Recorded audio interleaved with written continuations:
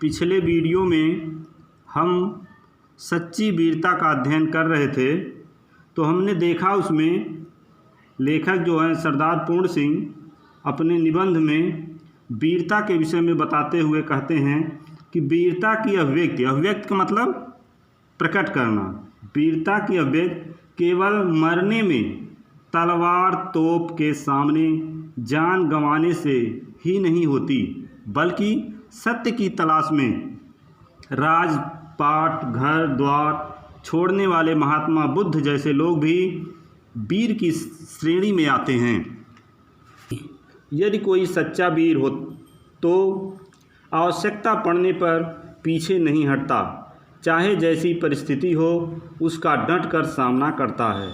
जो पीछे हट जाते हैं उनसे बड़ा कोई बुज़दिल नहीं होता है। लेखक ने निबंध में लिखा है कि वीर किसी, यहाँ पे आएंगे हम,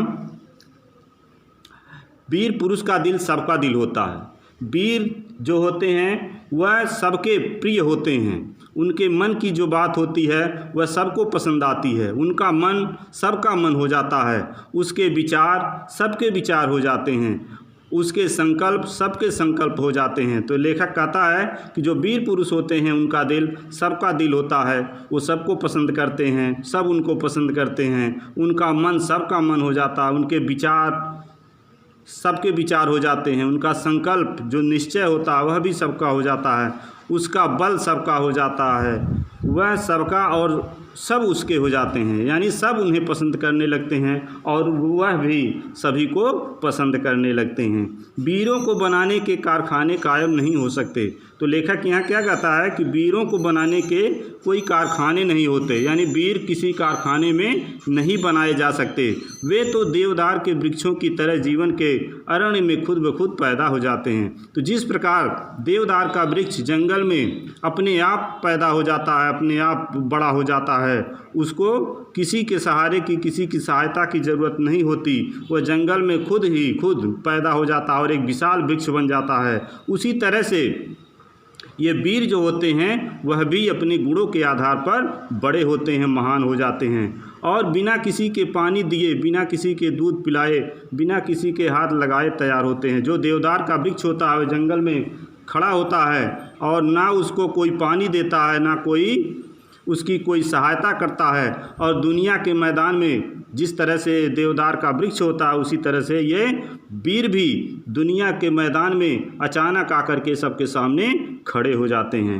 हर बार दिखावा और नाम के लिए छाती ठोक कर आगे बढ़ना और पीछे हटना पहले दर्जे की बुज़दिली है, और जो दिखावे के लिए, अपने नाम के लिए छाती ठोक कर यानी तैनात होकर के आगे बढ़ते हैं और फिर थोड़ी देर में वह पीछे लौट आते हैं, वह एक तरह के बुज़दिल हैं, कायर हैं। वीर तो यह समझता है कि मनुष्य का जीवन जरा सी चीज़ है। जो सच्चा वीर होता है वह समझता है कि मनुष्य का जीवन तो थोड़ी सी छोटी सी चीज़ है, वह सिर्फ एक बार के लिए काफ़ी है, वह एक बार ही मिला है और उसी के लिए वह काफ़ी है। बंदूक में केवल एक गोली है, उसे एक बार ही प्रयोग किया जा सकता है। हाँ, कायर पुरुष इसको बड़ा ही कीमती और कभी न टूटने वाला हथियार समझते हैं, और जो कायर होते हैं उनका जन्म और मरण तो बार बार होता है, लेकिन जो वीर पुरुष होते हैं वह अपने जीवन को सफल बनाने के लिए सोचते हैं कि हमारा तो जन्म एक ही बार के लिए हुआ है,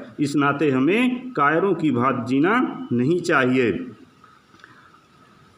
हर घड़ी आगे बढ़कर और यह दिखाकर कि हम बड़े हैं, वे फिर पीछे इसलिए हट जाते हैं कि उनका मनोबल किसी और अधिक बड़े काम के लिए बच जाए। जो कायर पुरुष होते हैं वह हर बार दिखावे के लिए आगे तो बढ़ते हैं, लेकिन फिर तुरंत पीछे हट जाते हैं और इससे उनका मनोबल यह सोच घटता है, बढ़ता भी है, और वे सोचते हैं कि यह हमारा जीवन जो है वो बचा रहेगा तो हो सकता है किसी और बड़े काम के लिए हमारा जीवन बच जाए, और कोई जीवन में हमारे कोई बड़ा काम आ जाए तो उसके लिए मैं जिंदा रह सकूं। गरजने वाले बादल ऐसे ही चले जाते हैं, और जिस तरह से उदाहरण लेखक बताता है कि बादल जो आकाश में आते हैं गरज करके ही चले जाते हैं, वो वर्षा नहीं करते, परंतु बरसने वाले बादल ज़रा सी देर में मूसलाधार वर्षा कर जाते हैं। लेकिन जो बरसने वाले बादल होते हैं वो थोड़े से ही आते हैं, लेकिन मूसलाधार वर्षा, बहुत तेज़ बारिश करके चले जाते हैं।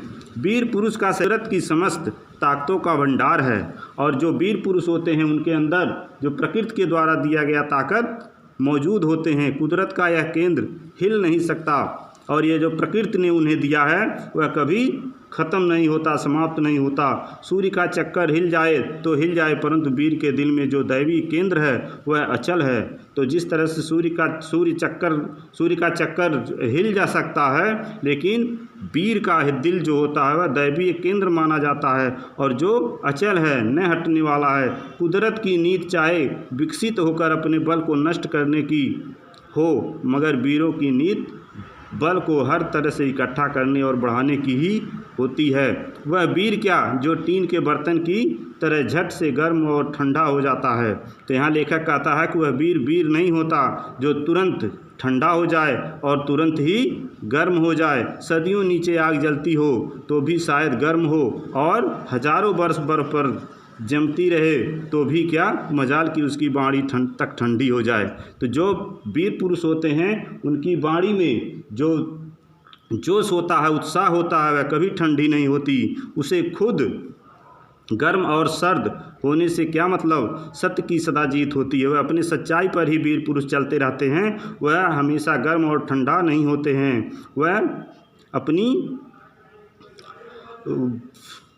वे वीर अपनी अस्तित्व को बनाए रखते हैं, सत्य के रास्ते पर चलते रहते हैं, और सत्य की ही हमेशा जीत होती रहती है। यह भी वीरता का एक चिन्ह है। जो सच्चाई पर चलते हैं, सच्चाई पर चलने वाले लोगों को भी वीर कहा जाता है। विजय भी वहीं होती है जहाँ पवित्रता और प्रेम होती है। जो पवित्र होकर के अपने प्रेम से अपने मंजिल तक चलते रहते हैं, पीछे नहीं लौटते, वही सच्चे वीर होते हैं। उन्हीं की विजय होती है।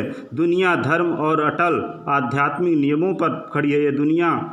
ये संसार आध्यात्मिक नियमों पर खड़ी है। जो अपने आप को उन नियमों के साथ अभिन्न करके रहता है, उसी की विजय होती है। और जो इन नियमों के साथ भी अपनी विचारधाराओं से पीछे नहीं हटता है, उसी की विजय होती है। जब हम कभी वीरों का हाल सुनते हैं, तब हमारे अंदर भी वीरता की लहरें उठती हैं। यदि हम वीरों के द्वारा किए गए कारनामों को सुनते हैं या देखते हैं, तो हमारे अंदर भी वीरता की उमंगें जागृत हो जाती हैं और वीरता का रंग चढ़ जाता है। परंतु प्रायः यह चिरस्थायी नहीं होता, लेकिन वह हमेशा अस्थाई नहीं रहता है। इसका कारण यही है कि हम सबको केवल दिखाने के लिए वीर बनना चाहते हैं। तो हमारे अंदर यही कारण है कि हम केवल दिखावे के लिए वीर बनना चाहते हैं। टीन के बर्तन का स्वभाव छोड़कर अपने जीवन के केंद्र में निवास करो और सच्चाई की चट्टान पर दृढ़ता से खड़े हो जाओ।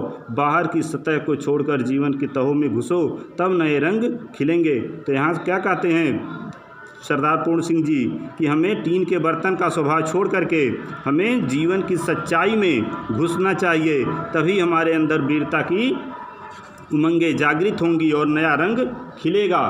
तो इस तरह से हम देखते हैं कि लेखक कहता है कि वीर किसी कारखाने में नहीं बनते हैं, ये जीवन में अपने द्वारा किए गए कार्यों द्वारा खुद संसार के सामने खड़े हो जाते हैं। जब हम कभी वीरता की कहानी सुनते हैं तो हमारे अंदर वीरता की हिलोरें मारने लगती हैं, परंतु प्रायः यह वीरता अस्थाई नहीं होता। लेकिन लेखक ने कहा है कि बाहर की सतह को छोड़कर जब हम जीवन की तहों में घुसेंगे, तभी हम नए रंग में खिलेंगे।